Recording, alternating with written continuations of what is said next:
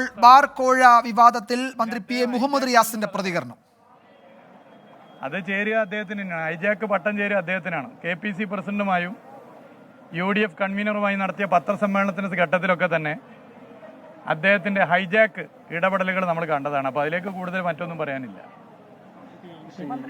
നയവുമായി ബന്ധപ്പെട്ട് ടൂറിസം വകുപ്പിനെതിരെ ഈ വിധത്തിൽ ആക്ഷേപം വരുന്നതിന് സാധാരണ എക്സൈസ് വകുപ്പാണല്ലോ കാര്യങ്ങളൊക്കെ ചെയ്യേണ്ടത്. അതെ, അതാണ് ചോദിക്കേണ്ടത്. ആ ചോദ്യം നിങ്ങൾ അവിടേക്കാണ് ചോദിക്കേണ്ടത്.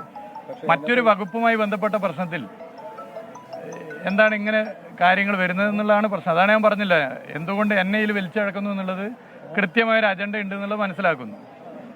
അപ്പോൾ അത് കാര്യങ്ങൾ വ്യക്തമാണ്. കാര്യങ്ങൾ ഇന്നലെ ടൂറിസം കാര്യങ്ങൾ വ്യക്തമാക്കിയിട്ടുണ്ട്. പ്രതിപക്ഷ നേതാവ് പിന്നെ ഇങ്ങനെ പറഞ്ഞുകൊണ്ടേയിരിക്കും. പിന്നെ പറയാനുണ്ടെങ്കിലേ പറയുക. എല്ലാ ദിവസവും രാവിലെ ഇപ്പോൾ മറുപടി പറയാൻ വേണ്ടി പറ്റുമോ? ഇവിടെ ഉത്തരവാദിത്തപ്പെട്ട മന്ത്രിമാർ പറയുന്നു ഞങ്ങൾ മദ്യവുമായി ബന്ധപ്പെട്ട് ചർച്ച നടന്നിട്ടുണ്ട്. അത് രാജീവ് ഗാന്ധി ഇൻസ്റ്റിറ്റ്യൂട്ടിൽ ഇന്നലെ KSU നടത്തിയ ചർച്ചയായിരിക്കും. അല്ലാതെ അദ്ദേഹം എങ്ങനെയാണ് പറയുന്നത്? ഉദ്യോഗസ്ഥർ വിളിച്ച ചർച്ചയൊക്കെ എന്താ അടിസ്ഥാനത്തിൽ? അതൊക്കെ ഡയറക്ടർ കൃത്യമായിട്ട് പറഞ്ഞു കഴിഞ്ഞല്ലോ, പിന്നെ ഞാനെന്ത് പറയാനാ? അല്ല, അത് യോഗം ചേരുമ്പോ ആ വകുപ്പിലെ മന്ത്രിക്ക് അതിന്റെ അകത്ത് ഉത്തരവാദിത്വം ഇല്ല, അറിയേണ്ടതല്ല. അത് ഡയറക്ടർ ഇതിനകത്ത് ഉണ്ടല്ലോ. ഡയറക്ടറും നിരവധി യോഗങ്ങൾ അങ്ങനെ നടത്താറുണ്ട്. അത് എല്ലാ യോഗങ്ങളും മന്ത്രിയോട് പറഞ്ഞിട്ടുമല്ല, മന്ത്രി പറഞ്ഞിട്ടുമല്ല. അത് ഡയറക്ടറേറ്റിന് അധികാരമുണ്ട്. അതൊക്കെ ഡയറക്ടറേറ്റിന്റെ പ്രസ്താവനയിലുണ്ട്. ഇപ്പൊ ഞാനെന്ത് പറയാൻ,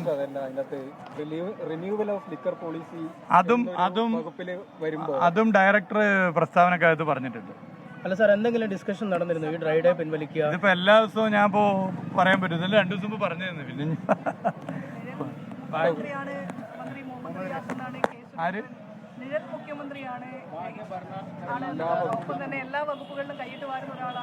അത് BJP ഭരിക്കുന്ന സംസ്ഥാനങ്ങളിൽ എങ്ങനെയാണോ ഭരണം നടത്തുന്നത് അതുപോലെയാണ് ഇടതുപക്ഷ സർക്കാരും എന്ന് കരുതിയതിന്റെ തെറ്റിദ്ധാരണയാണ്. എന്താണ് ഇടതുപക്ഷ സർക്കാർ, എന്താണ് ഇടതുപക്ഷം, എന്താണ് CPIM എന്നൊക്കെ അദ്ദേഹം ഒന്ന് മനസ്സിലാക്കുന്നത് നല്ലതാണ്. ഓക്കെ,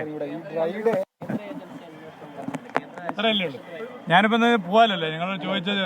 ഞാനിപ്പോ ഇത് പറയാൻ തന്നെ കാരണം ഇനിയിപ്പോ പറയാതെ ഓടിപ്പോയി എന്നൊന്നും പറയുന്നുള്ളതുകൊണ്ട് നേരത്തെ പറഞ്ഞാണ്. ബാർ കോഴ വിവാദത്തിൽ ആരോപണത്തിലേക്ക് തന്നെ എന്തിനാണ് വലിച്ചിഴക്കുന്നത് എന്നാണ് മന്ത്രി പി എ മുഹമ്മദ് റിയാസ് ചോദിക്കുന്നത്. മറ്റൊരു വകുപ്പുമായി ബന്ധപ്പെട്ട വിഷയമാണ്.